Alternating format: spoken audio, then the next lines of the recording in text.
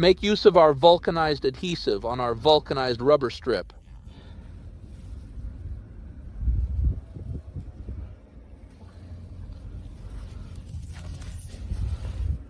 Then very labor saving, very simple. Wipe to the end. Copy to the end, copy to the end. Stay for 3 seconds. Slowly pull out again.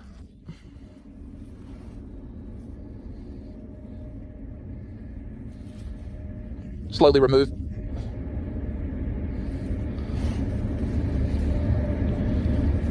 That's it. Cut off the excess adhesive strip.